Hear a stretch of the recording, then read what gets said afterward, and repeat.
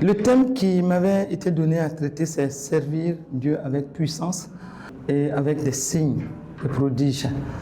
Et donc, il était question pour moi de faire en sorte que les femmes comprennent que si elles ont été là pendant tout ce temps des différents enseignements, elles doivent comprendre qu'il y a une mission que Dieu veut les confier. Parce que les temps sont devenus très sensibles.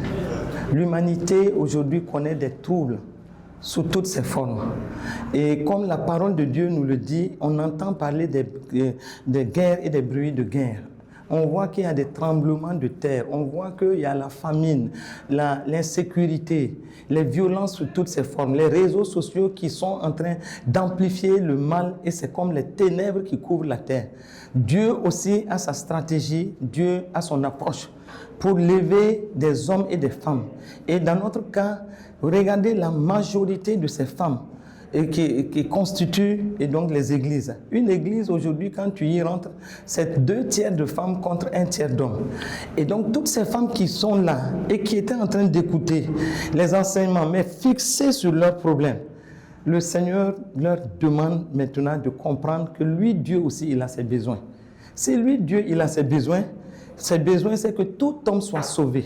Ses besoins, c'est que nous puissions aller avec le programme qu'il nous a donné.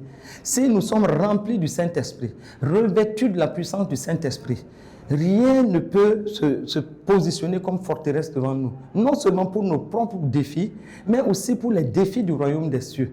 Et aujourd'hui, tous les systèmes sont en train de tout faire pour s'arracher le maximum d'âmes. Vous voyez, il y a comme un combat qui se passe dans le spirituel. Et nous, chrétiens, souvent, nous ne faisons même pas attention à ce qui se passe. Et les systèmes sont en train de ravager les terrains. Des gens qui sortent des églises, des femmes qui sont fatiguées, qui étaient en train de travailler dans la chair, qui étaient en train de travailler simplement avec leur propre talent, mais pas par l'Esprit de Dieu. Et il était question aujourd'hui de leur montrer à quel point la puissance du Saint-Esprit, quand elle saisit une femme, elle est transformée en une autre personne.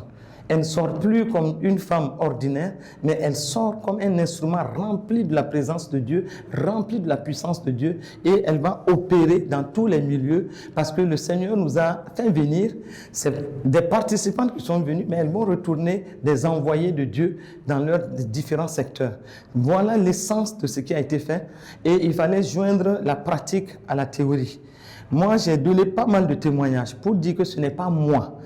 Tout ce qui s'est passé, les résurrections de morts, les paralytiques qui se sont levés, des malades qui ont été guéris et tout, si cela peut se passer à travers moi, je crois que j'étais l'exemple dont je suis moi-même sûr et pour lequel aussi je donne toute la gloire à Dieu. Et ça n'a pas été facile au début parce qu'il fallait que je fasse et enlever le silence justement qui me bloquait pour dire est-ce que moi aussi je peux. Mais avec le Saint-Esprit, j'ai compris que je peux. Et donc, je me suis forgé à ça et c'est ce que j'ai voulu transmettre ce soir à ces femmes-là pour que toutes celles qui ont été baptisées par le Saint-Esprit, quand elles se sont mises à parler en langue, si elles partent avec ça et qu'elles n'arrêtent pas, elles vont voir la puissance monter en elles et elles seront capables de faire face à tous les défis et aux défis que Dieu nous présente pour son royaume.